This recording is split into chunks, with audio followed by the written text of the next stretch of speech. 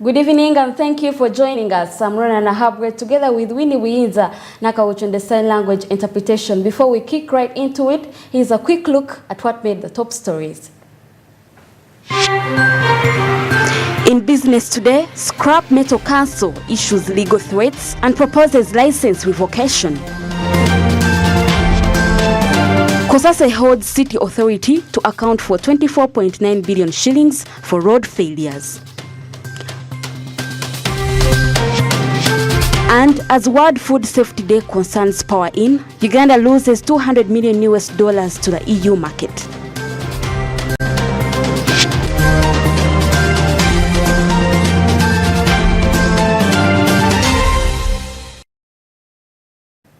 You're welcome once again to Business Today. It's now time for the news in detail. And in this regard, let's begin with Kenya's contested metal market. With 18 millers consuming over 300 metric tons of scrap metals, the industry has become a vital sector in the country's economy.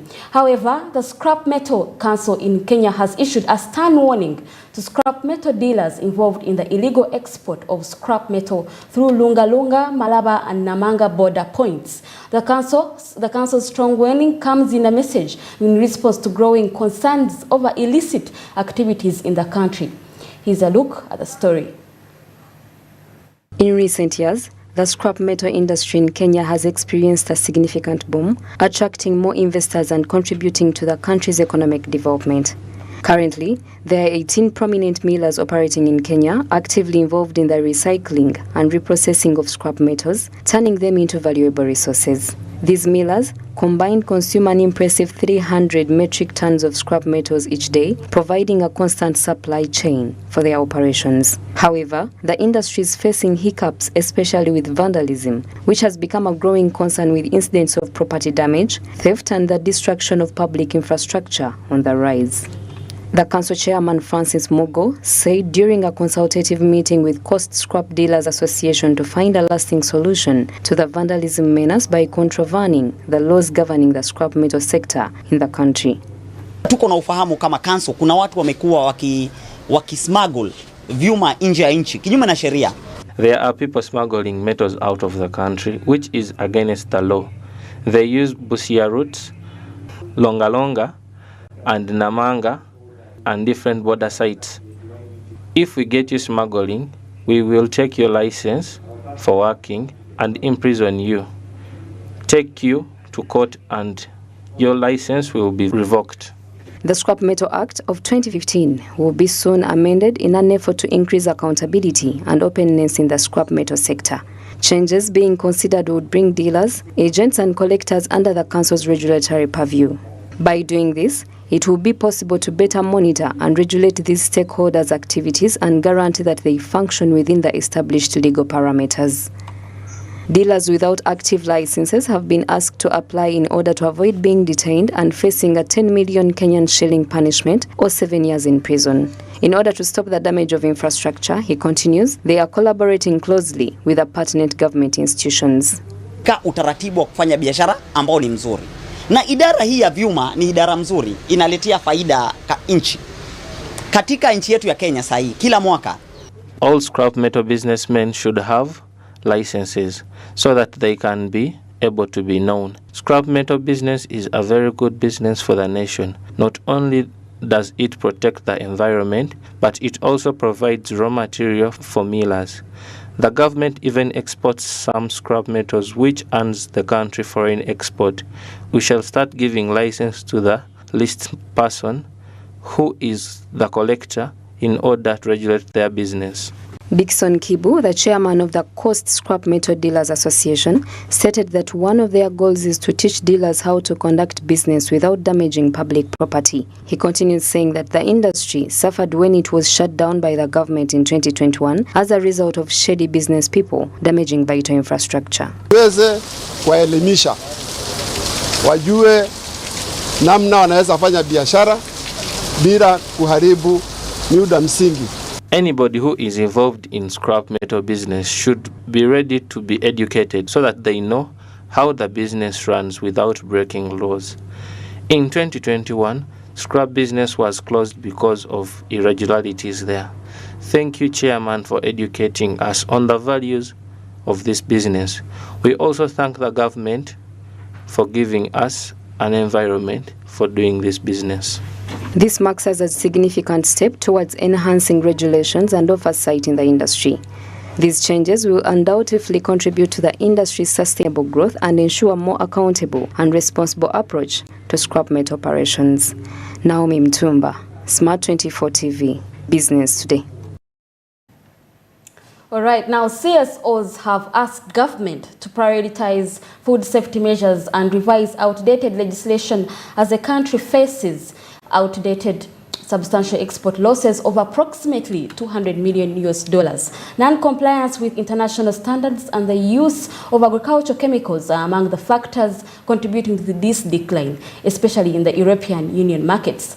As Uganda prepares to celebrate World Food Safety Day tomorrow, urgent actions are demanded to safeguard both agricultural export and public health. A UNBS report from 2019 highlights persistent challenges in Uganda's food supply chain, including the presence of harmful substances such as arsenic, cadmium, mercury, and pesticides. These issues pose a threat to food safety, potentially impacting the achievement of Sustainable Development Goals 2, 3, and 12 of zero hunger, good health, and well-being, as well as responsible consumption and production. According to Food Agriculture Organization, the country suffers a loss of $77 million on treatment of 3,700 aflatoxin-induced cancer cases. Aflatoxins cause a decline in export value estimated at $7.48 million, which accounts for a 45% reduction in total agricultural export. According to FAO, the country suffers a loss of $77 million on treatment of 3,700 cases of aflatoxin-induced cancer cases.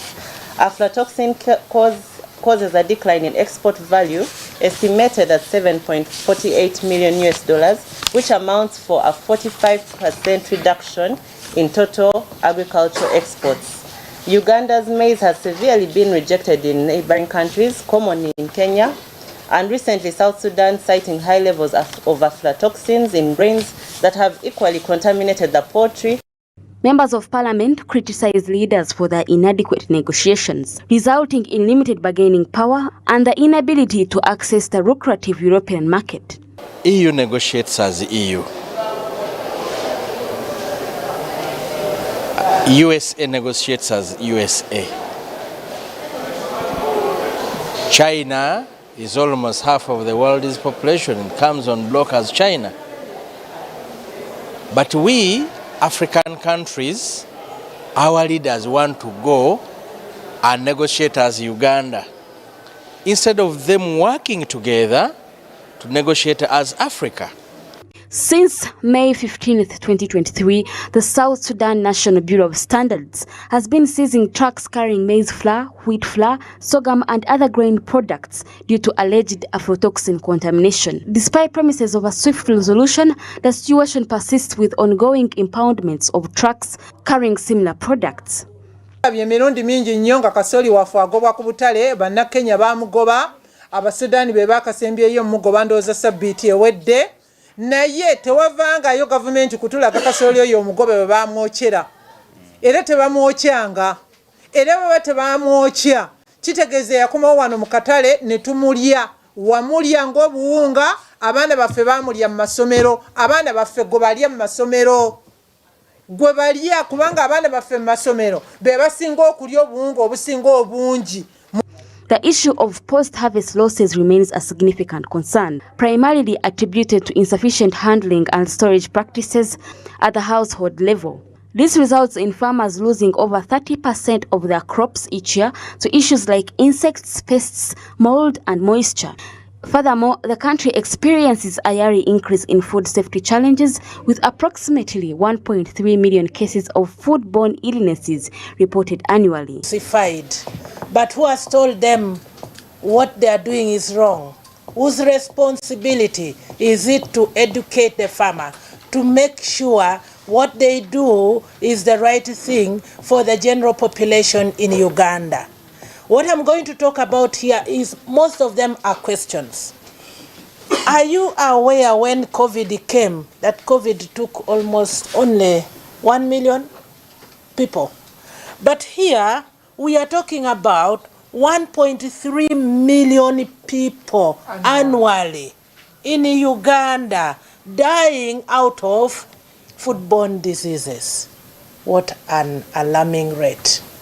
How I wish everybody could rise up the way they rose up during COVID. You hide in your house because of this. It's for African countries to come together, create a market for themselves, to determine what comes to Africa, what can go outside Africa. They will have negotiated, but there is no way you can take 55 African presidents. Recommendations aiming to address barriers in Uganda's food safety policies include setting targets for Africa food safety, health and trade indexes, reducing agricultural product rejections in regional markets, since ordinary Ugandan consumers suffer, and relying on unsafe foods due to government's inaction on banning glyphosate and reviewing the Food and Drugs Act of 1964. Now, moving on with business today, and in this regard, looking at KCCA's pricey potholes, Kampala Capital City Authority has failed to account for the 24.9 billion shillings that was released by the Uganda Road Fund in the last quarter of this financial year. Funds were meant to aid road reparations for the city's dilapidated roads, patching potholes and other bottlenecks that have become an issue. In this report, KCCA claims to have cleared about 70% of city's potholes. 401 billion shillings has been allocated to Uganda Road Fund in the upcoming financial year in a move to uplift road infrastructure. For Kampala's case, it's been a relentless debate over the poor state of roads. While appearing before the committee, authorities from KCCA were tasked to explain why the city potholes crisis is still unresolved, yet 24.9 billion shillings was released for repairs in the last quarter by the Road Fund. According to the committee, the dire state of roads is a worry as KCCA claims to have completed 70% of the task at hand. Some work that need to be paid, if they have done some work, which work? So that we get it properly. Because now it is confusing. Some money is going to pay the debtors, so the creditors, and what is remaining may not even be able to fix what we want to fix. And on the other side, the engineer is saying 70% of the pothole has been fixed. So it still brings a lot of confusion. Chair, additionally, important to know which is which, because the assumption for any ordinary person is that division is KCCA, because you have 5 divisions as KCCA. There is no road that is not in any of those divisions that is under KCCA. Yeah? So to avoid that confusion, it's important to know which ones are under the divisions, which ones are you calling sectional roads, so that then we know. Because the more direct answer should have been, of all the potholes in Kampala, how much work has been done to fix them? Because then it can't be 70%, as you're explaining. In her response, the executive director of KCCA informed the committee that 70% only accounts for the 13,500 potholes, and the 33,000 potholes that fall under sectional repairs are unfinished because more money is needed, as part of the 24.9 billion shillings was used to clear debts. Method, which is division engineering, patching potholes in their divisions, 70% of that is done. It was in the work plan, the money came, and they've done 70%. But that was only 13,500 of the roads. A larger section of 33,000 is not yet done, which is sectional repairs. So now that we are using figures and percentages, are we able to get a percentage of all the roads in Kampala, how much work has been done to fix the potholes? Because the other 70% you're saying is of a smaller fraction. Absolutely. So now we want the whole bigger picture. Why this is important, we want the people of Kampala to either have some hope or to engage other avenues to also help you. because when there was an outcry, I saw KCCA appreciating the outcry from the people of Kampala, which led to you getting some more money. So for accountability purposes, those people need to know that this is what we have. Under the divisions, sectionals, whatever, all those methods of yours that you use to do the work, that's okay. For us, we want a totality kind of, so that it doesn't confuse. Now you see how you had earlier on confused us. We had taken it that it's 70% of everything. Then you said, no, that's divisional and so on. So give us an estimate of how much more time KCCA requires to completely fix the pothole situation for now. And then 2, how much more resources do you require? KCCA was tasked to avail the list of the roads that have so far been worked on and how much is needed to completely finish the work on all the roads in the 5 divisions. The contractors that are given these contracts, there are issues with this procurement because we have had some of the officials on the evaluation committee meant to award the contracts meet some of the bidders privately, some of the companies privately. Why are you meeting them privately? Because that would mean you're meeting to ask them for a bribe or that kind of thing. Again, we need to properly understand that issue. But also, as we have learned, those that met them quietly, their punishment was suspension for 3 months, but continue to get full pay. And we're saying then you are rewarding them with paid leave. That's not a punishment. But also, we want to have a good understanding of the disciplinary committee, sanctions committee, chaired by the deputy ED, whom we have also had several allegations against him, okay? Even his involvement in some of these procurements, including this one. And some would say maybe even the way these people were treated, the deputy ED unfairly treated them because he had a hand and so on. There's too much talk, which we must have a proper understanding of. Because you see, these roads are costing 15 billion shillings a kilometer. And yet on average, a road should cost a kilometer about 3 billion shillings. So we want to understand all the parties involved in these procurements, and then we shall get to the bottom of it at the end of the day. Of course, no one should deceive you. Parliament of Uganda is situated in the center of Kampala. So on our way coming, we pass through Kampala and different roads of Kampala. The potholes are many. The performance in terms of repair is zero. Much as from in the committee, they purportedly try to defend what has been done, but there's nothing so far. As well as COSASA, we continue to investigate. For example, some employees who were interdicted or suspended continue to earn even amid the suspension. We're asking why. Those in acting capacity, some acted for lesser months and some acted for longer months. But those who acted for a few months earned more, 150 million, 200 million, and some acted for longer months in the same positions or similar positions. And little, we are inquiring into the rationale.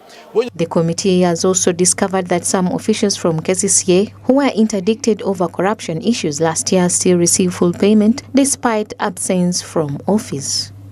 The team from KCCA has been directed to reappear before the committee tomorrow morning with all the demanded documents in attempt to unravel the maze in KCCA. Samlanifa, Smart 24 TV, Business Today. Away from that report, let's now look at regional industrial hubs. Now, Uganda's approach towards skilling and entrepreneurship seems unwavered as efforts are steadily being decentralized. Government, through the Ministry of ICT, has inaugurated a regional innovation hub to drive innovation and development in the Western region. In order to provide aid and support in advancing tech startups in the sub-area, the Ministry of ICT and National Guidance launched an Incubate and Innovative Hub in southwestern Uganda as part of the National ICT Initiatives Support Program. The Minister of ICT's Commissioner for Research and Development, Silas Ngabirano, expressed admiration for the technologies on display, praising in particular the eye and hand gesture-controlled wireless mouse and the digital on and off gadgets. He emphasized that innovation might open doors to independent work and career options. Actually, when I was witnessing the demonstrations, I saw potential projects. One of them is the lights control system. I've got an auntie who stays in Kampala, and she has her house, she puts solar, but because she's using solar, she does not switch off the lights. Even during the day, the lights are on. Even at night they are on. So this system I saw would help her In fact, when she's in Kampala, she can switch off during the day and switch on at night. But because she's using solar, she says I can leave the lights on. When I go back, that's when I can switch off or switch on again. Even in the system for clicking using the eyes is one of the great systems I've seen today. I happen to be a Rotarian of San Rotary Club, and one of our projects that we had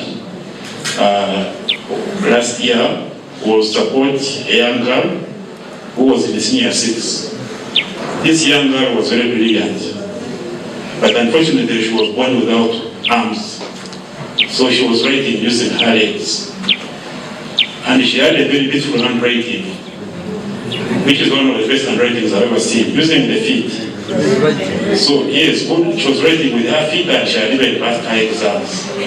So she was planning to go to university, and people came and appealed and said, people protested. The Vice Chancellor of Kabale University, Professor Joy Kwesiga, expressed her gratitude for the development and predicted that this will spark creativity in the area. With the UNDP, and I think this is going to grow into something which is very important. Remember, the ICT Innovation Center is for the Western region. It is not just for Kabale, it is for the Western region. So we hope that to grow into a bigger innovation hub.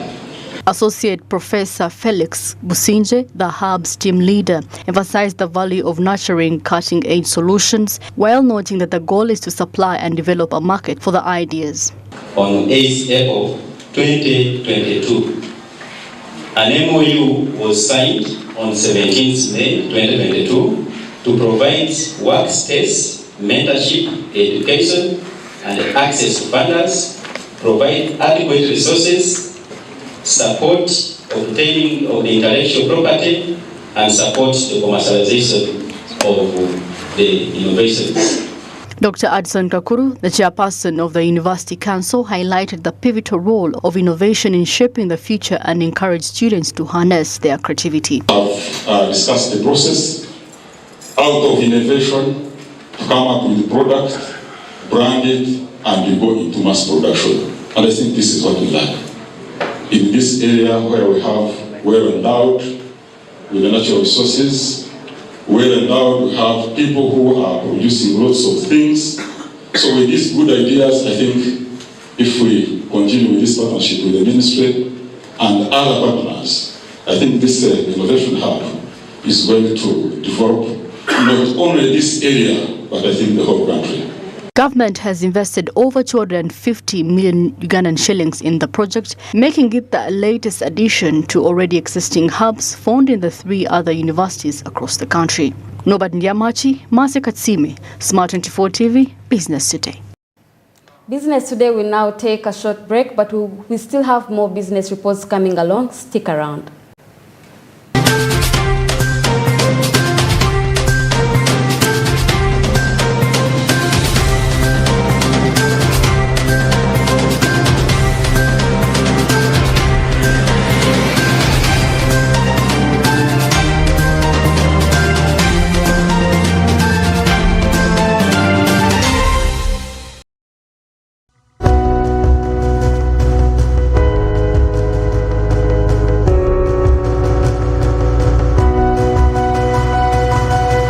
Smart 24, driving business.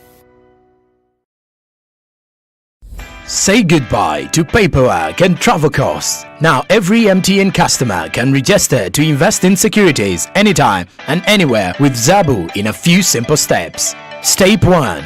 Dial *292#. Step 2. Select option 1.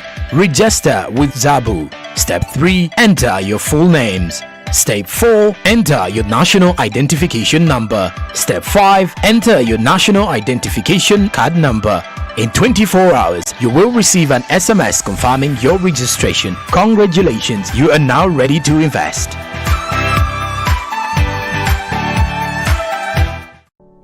Luxury redefined at Seasan Hotel as you indulge in the splendor of elegant living fit for the royalty that you are. Step into comfort, pampering and blissful customer-centric service as you select from our range of comfy exquisite living quarters furnished to meet with your royal preference. Surrounded by scenic beauty, our tropical setting allows you to escape the glamorous ordeal of city life. Our ambient green gardens will guide you to a place of revitalizing rest. The 3-star restaurant caters to your palate, serving your choice menu ranging from exotic cuisines to local delicacies. Our chefs will serve you full course meals for a truly out-of-this-world culinary experience. Our fully stocked bar to whet your throat, from renowned global brand whisks, brandies, gins, beers and wines to our locally celebrated beverages, you will not lack for any brewage. It's an all-new experience in the East at CSUN Hotel. So visit today at Plot 15 to 19 Spire Road, Ginger, or contact us on +256 751 719 960 and +256 785 354 614 for reservations. CSUN Hotels, luxury redefined.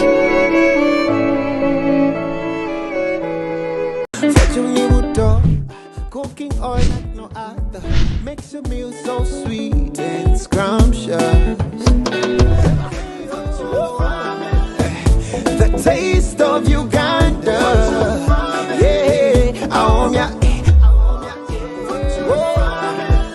the taste of Uganda,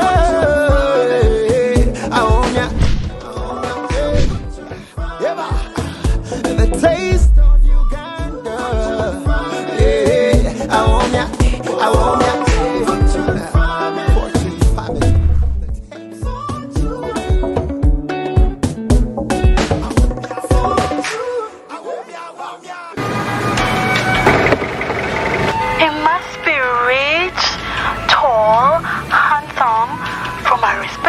Family.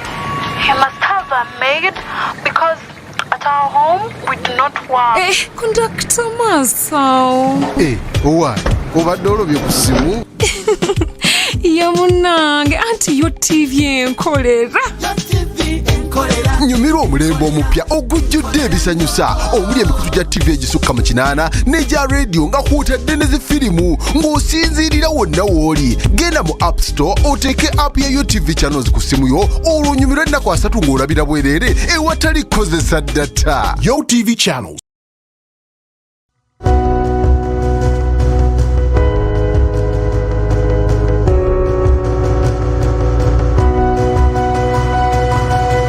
Smart 24, driving business.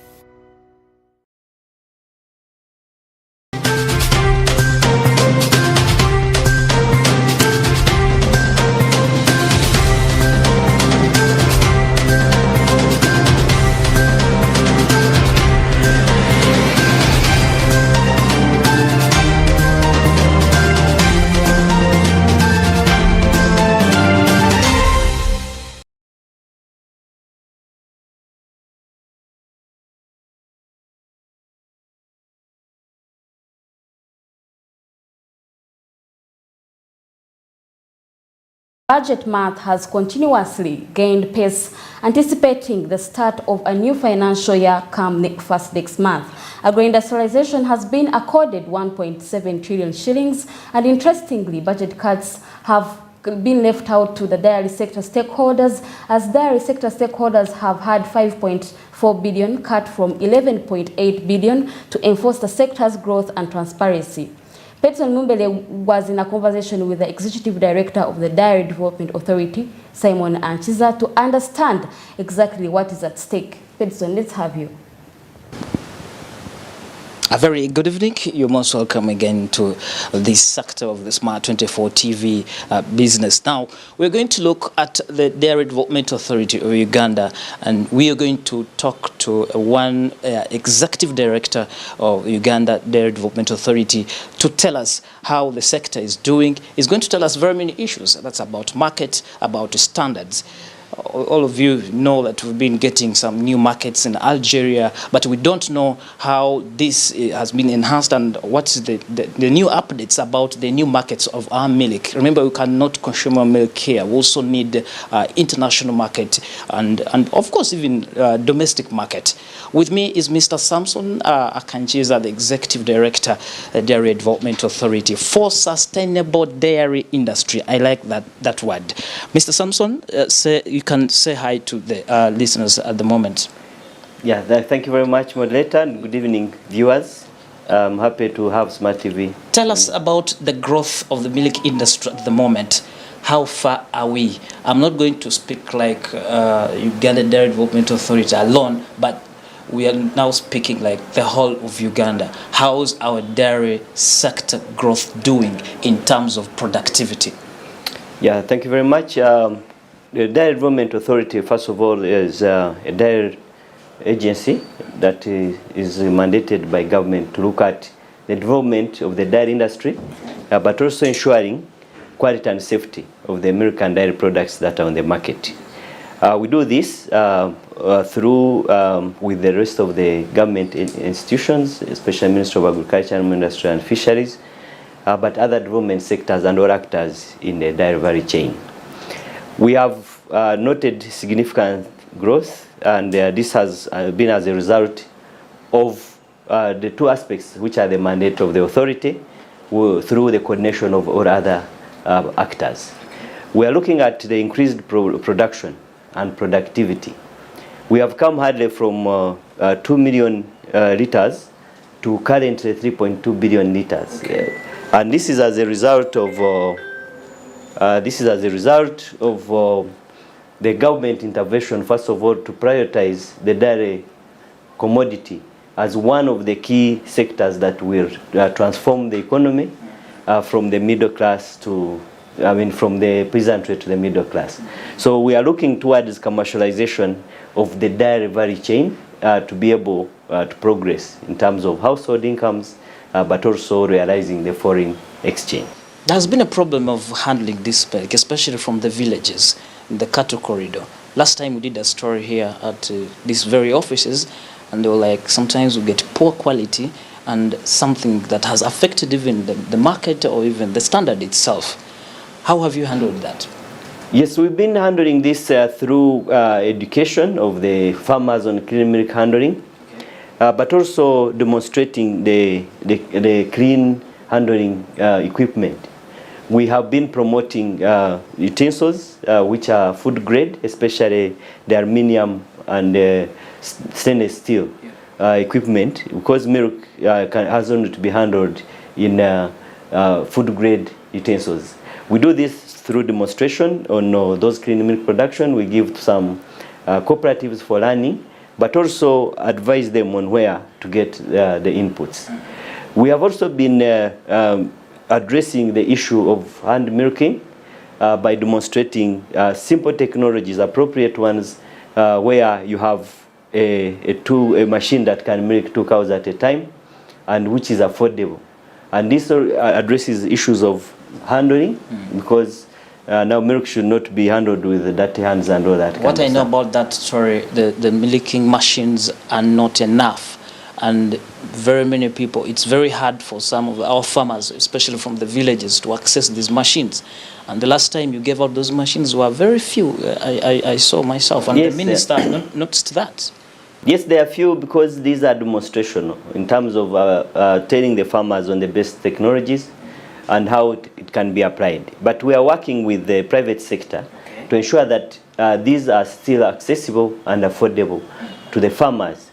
Because you look at the labor requirements for milking 100 cows, for example, True. You'd rather invest in a simple technology, which is what we were demonstrating. Mm-hmm. But we are looking at also increasing the budget to ensure that we cover most of the farming communities, but we cannot procure for each and every farm.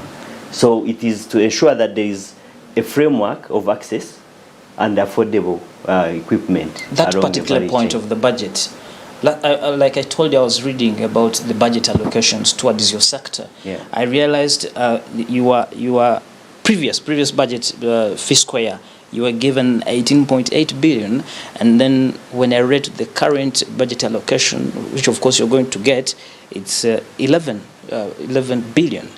Doesn't that bring some sort of destructive? Or have you talked with the policy makers to enhance your budget? Because this is a good market that we should invest in. Yeah.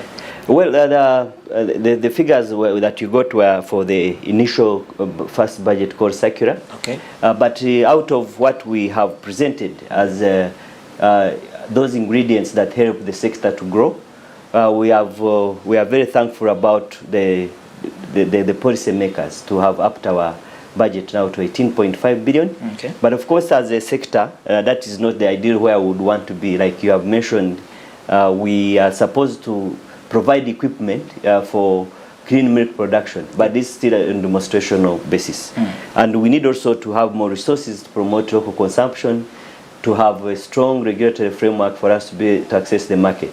But we are happy that the budget is progressively increasing, and there is now a very good understanding on where we want to go as a sector. So we are very hopeful that we are going to get more resources to invest in the sector to be able to progress. Let's talk about the training and incubation centers. Apart from what we have from Entebbe, how broad are you to reach to even other areas of Uganda? Because if you look at Karamoja, they're also good cattle keepers. How are you planning that again? The Entebbe Dairy Training School is the National Incubation Center, where we are training stakeholders in the value chain, especially at processing, but also all those that handle the milk. Because as DDA, one of our inspector and regulatory activity is to inspect and license all those that have passed the quality standards from the milk collection centers up to the distribution outlets. So all those are trained on how to handle milk in different forms, and all this is done in Entebbe Dairy Training School. We are upgrading that into a college to be able to accommodate so many students. Currently we can only take 40 students in a single session, which takes 2 weeks, 1 week practical and another week theory. So where we have equipment and we take them through production of dairy products. We are looking at having those incubation centers rolled out in regional offices. We already operate the regional model arrangement where we have regional offices. We have staff who are technical, and now we are setting up infrastructure. So do you have Karamoja on the paper? Yes, currently we have, the board has approved 11 regions. We had 6 regions. One in Mbarara for southwestern, in Soroti for northeast, in Uguru for north, in Chiboga for midwest. We're establishing one in Jinja for eastern, and we have the central office, which is based at head office. But due to the need of getting closer to the people we serve, there have been a board resolution to have more 5 additional, which includes Karamoja. We are also looking at the central metropolitan, because there's a lot of regulatory activities. That's where most of the milk is sold. But also there is central region, which needs most of the development activities, like Sembabwe and those ends of Greater Masaka. So that is also another region. But the Midwest, being in Mbarara, there is a southwestern. There is also the Rwenzori area. So we are looking at also establishing in Fort Poto to take care of the Rwenzori. Yeah, the Rwenzori. How's your collaboration with FAO? I was reading somewhere and I realized DDA, there's a collaboration with FAO. How important is that collaboration? Well, FAO is our very strategic and key partner in the dairy sector, especially looking at many aspects. We had a pilot with FAO to look at the 3 aspects. We wanted to estimate the loss, post-harvest losses. We also looked at per capita consumption in the country, and we also looked at the productivity of the farms, the cost and benefit. And all these in preparation to have a dairy master plan. So we want to have a dairy master plan of about 20 years from where we are going to rally all partners or stakeholders to move towards a goal, because we are looking at about 10 billion liters in 10 years. Yes, yes. So to achieve there, to reach at that point, then we need to move together.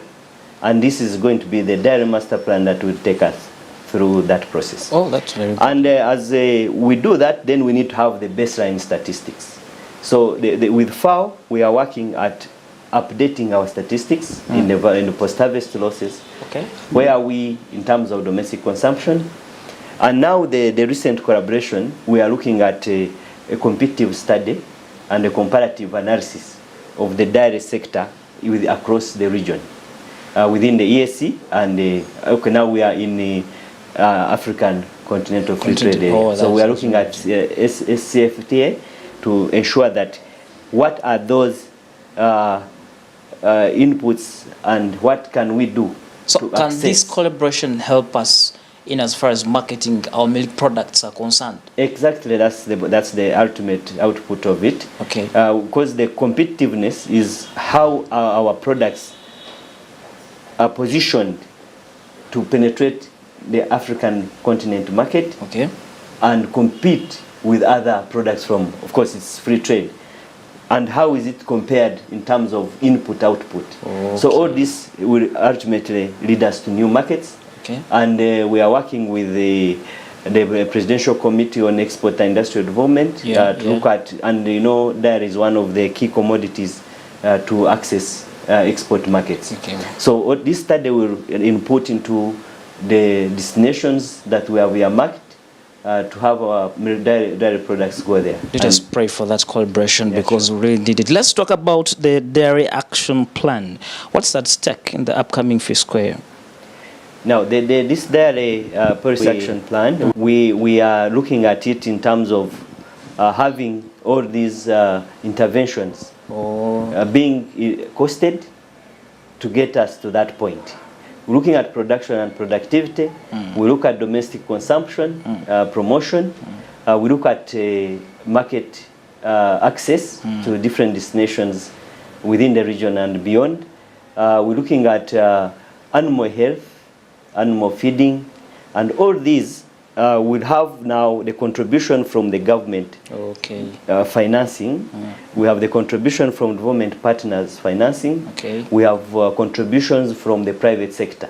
We do not want to duplicate efforts. We want everyone to understand what has government contributed towards this. What is the balance, so that we are able to move in a very organized way. Let's now come back to the infrastructures, the access to utilities, yes, and then coolers, they call them coolers? Yes, coolers. And something like that. We need to have a robust infrastructure road. How is it at the moment? Now, as we speak, we have licensed 684 milk collection centers. 684 milk collection centers. These ones have the installed capacity of 2.6 million liters per day. Now, we have also experienced too much growth in terms of value addition, from 2 processing facilities, that was Dairy Corporation and JESA, to 160 small, medium, and large enterprises. And these ones have the total installed capacity of 3.4 million liters. So we are talking about getting closer to the cold chain infrastructure that is taking care of dairy production in terms of processing capacities. Okay. So we are very close in terms of current situation, but as we want to bring more raw milk sales through the processing facilities, this has to go with improved cold chain infrastructure. Okay. The government has put investment in that line. The southwestern part, in terms of that development, is okay.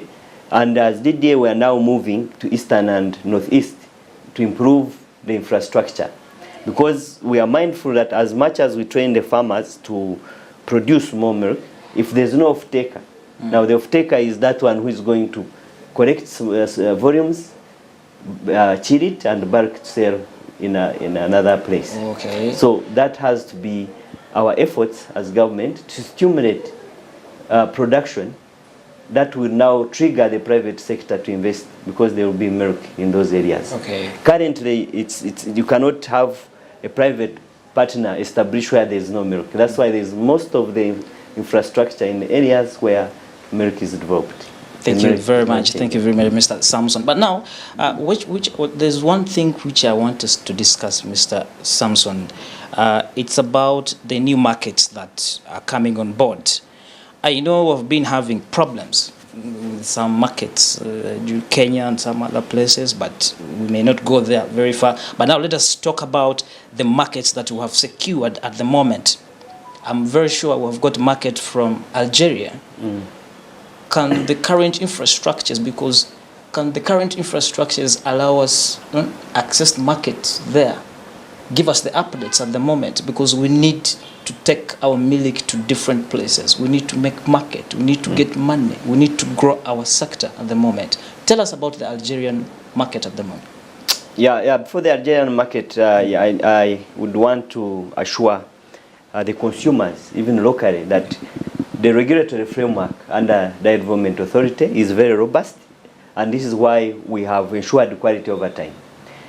We have ensured quality and met the standards, because we all follow ISO standards, International Standards Organization, that is harmonized at regional level, but also we have the similar standards of dairy products, and all that we meet the requirements.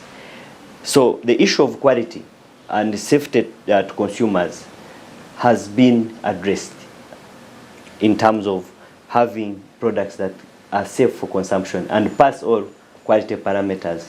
That's why we have destinations like USA for casein, Japan for ghee, UAE, all those require high-end quality milk, and we have met those standards and the markets. Okay.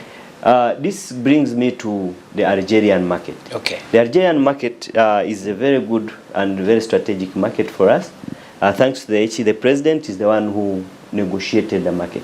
I know. And they gave us a quota of $500 million worth of the powdered milk. Mr. Samson, are we reaching that? Yes, because now this translates to 1.4 billion liters. If you converted the money into the milk, that becomes 1.4 billion of liquid milk, because it is 1 kilo for about 10 liters of milk. So that brings us to 1.4 billion. And we are talking of 3.2 billion of the marketed milk, of which now, if more milk comes to the marketing production, we can quickly go to 5 billion liters. Apart from Algeria, which any other African country are we targeting? Well, we are targeting DRC, because that's why even there is infrastructure development jointly being done, which is also a big market once the infrastructure is addressed. Algeria itself is a gateway to the Maghreb countries, where we know that if that is uptaken in the Algerian market itself, then it spreads to North Africa, where there is deficit in terms of production. Okay. We already access Rwanda, we access Burundi, we access South Sudan, we also access up to Ethiopia, so we have products going. But Mr. Samson, I can read that you're recording some success. Yes. Because ever since I started following up this sector here, I realized there is some success. Last time I was reading the figures that the minister was reading here, they were giving a lot of hope. But don't you have a little bit of challenges that you think should be addressed? Because you can never be recording success. There must be some challenges that you think should be addressed. Yes, of course, challenges notwithstanding, the progress has been going on. But we have challenges, especially when you have to come from the value chain going up. Yeah. We have one challenge of animal diseases. We have tick-borne resistance. But thanks to the government, we are looking at tick vaccines to manage the tick-borne diseases. There are also boards that are put in place to ensure that there is quality of the caricides that are being used. but importantly, to ensure that it is accessible and can be used, because some of the tick resistance is as a result of misuse of those drugs. We have also a challenge on animal nutrition, because most of the farms are now doing extensive farming in terms of open grazing. We would want to have supplementary feeding, to have pastures managed and planted. There is also a challenge on access to water for livestock, and this is being addressed through mechanization. Do you have a financial challenge from government? I mean, yes, of course. Now all these are being addressed, but not to the scale in terms of the development of the sector. So of course the financial challenges are always there in terms of repurposing and having those key areas being addressed, because you can't have all the money at the same time. Thank you very much, Mr. Samson Akanchiza. Mr. Samson Akanchiza is the Executive Director, Dairy Development Authority of Uganda here, and you've heard what he has just told us. These are records. We come every time we want facts, we come to the source, and he has just told us that we are recording success. We have secured some markets, not only in Uganda, not only in Kenya, but we've also gone up to Algeria, and that is going to be our gateway to the Maghreb region. But also we are hoping to get out of Africa and get to even other countries, the European countries. So it's all about standards, which I think he has elaborated that we are now hitting to the maximum. Thank you very much. Let's get back to you in the studios. Many thanks to you for having that conversation, and special thanks to Simon Ankiza for giving us that time and expertise to be able to understand the prospects of the milk industry. We are really hopeful of the Algerian market, and we hope for more bigger markets, like you rightly said. Now, oil prices have experienced a significant decline, tumbling more than $1 US dollar per barrel. This comes after a strong rally in the previous session, as concerns about the global economic outweighed Saudi Arabia's recent pledge to deepen the output cuts as soon as the month starts. Here's a look at the story. By 10:46 GMT, Brent crude futures had fallen by $1.50 US dollars to settle to $75.21 US dollars per barrel. The price of the Western Texas Intermediate crude also dropped by $1.47 to $70.68 a barrel.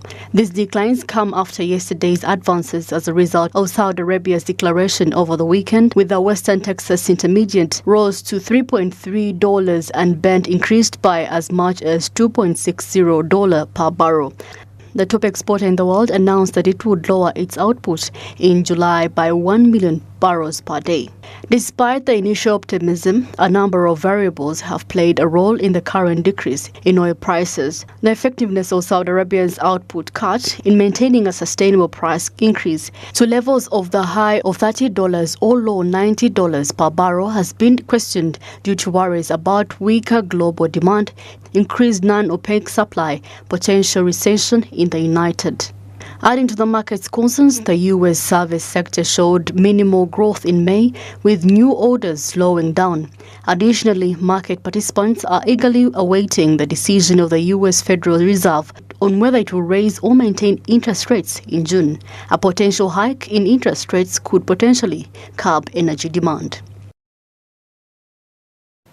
All right, now that leads us to the end of business today. Thank you once again for the pleasure of your time. I would like to implore you to watch on our YouTube channel in case you missed any of these stories at Smart24 TV Live, and follow on our social media platforms, Twitter, Facebook, and the like, to be up to date with the business news within the region. I'm Rona Nahabwe, together with Winnie Wins and Naka, watching the sign language interpretation. Have a lovely evening.